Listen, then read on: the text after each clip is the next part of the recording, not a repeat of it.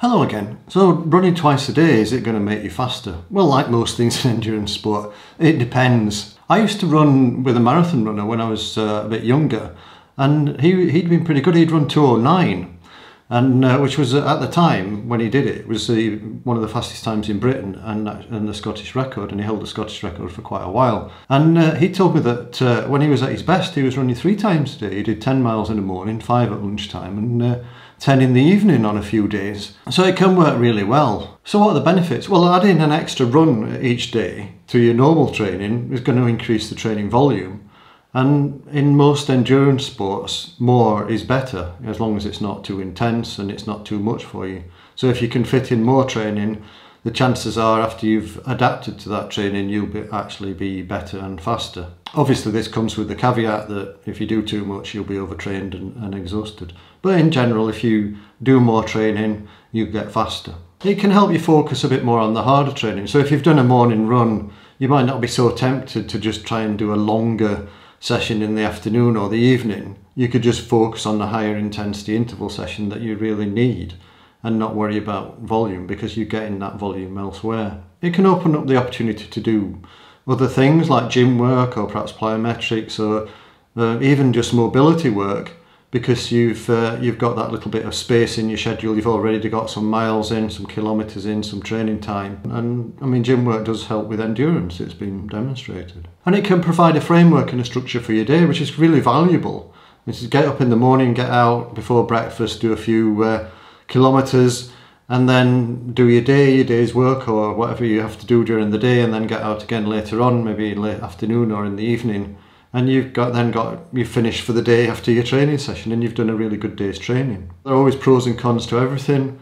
If you're not fit enough to sustain that level of training, then you can develop overtraining type syndromes. You can wear yourself out, make yourself ill. You're more likely to get injured if you're doing more running.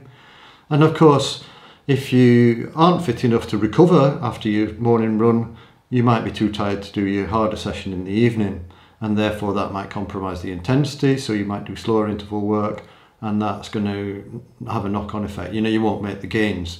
So really you need to protect the higher intensity training, and if your morning runs or your twice a day training is compromising that, then you're better off not doing it. Obviously there is a compromise. You could just not do a morning run on the day that you do your harder interval session, which is what a lot of people do, and that works quite successfully. And of course it takes longer to do 2 training sessions. You have to get changed twice and maybe showered twice if you've got to go to work and that type of thing. And obviously if you're working from home like a lot of people do nowadays, you might be able to forego that and just sit in your sweaty running kit all day, but that's not really for most people. So how do you go about it? Well, most people do the easier run first. It's been shown that if you do 2 workouts per day and you do something fairly easy in the morning, the second workout can actually be of higher quality than it would have been if you hadn't done something earlier on in the day. Obviously that's dependent on you being able to recover in time to do the second workout. I've found it takes about 2 weeks to adapt to the training twice a day. Obviously a bit shorter for some people and a bit longer for others. It depends where you're coming from and also how fast you do the training. You can either go straight in, dive straight in, which has usually been my approach, but that's perhaps not the most sensible. Or you can just try 1 twice a day session per week and then step up to 2 and 3 and 4.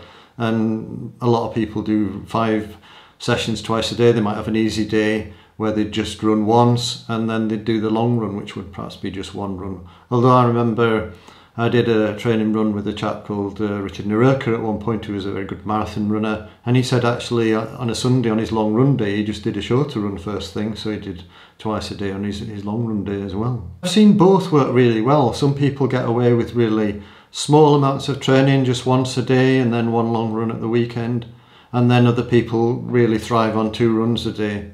Even elite athletes, I've known some elite athletes that have got away with just 100 kilometres a week of training, which is easy to do on 1 run per day, and others like to do more than 100 miles a week, so 160 kilometres a week, and that works well for them and they perform really well off that. So it's still important to do most of your training really easy at this endurance pace, this zone 2, and not think that because you're doing 2 sessions a day that it gives you extra time or energy to do harder work. It's just best to keep this harder week focused on maybe 3 sessions a week, 2 interval sessions and 1 long run a week. And remember, the long run is quite stressful, so you need to count that as one of your harder sessions. By harder sessions, I mean something that you really take a significant amount of time to recover from.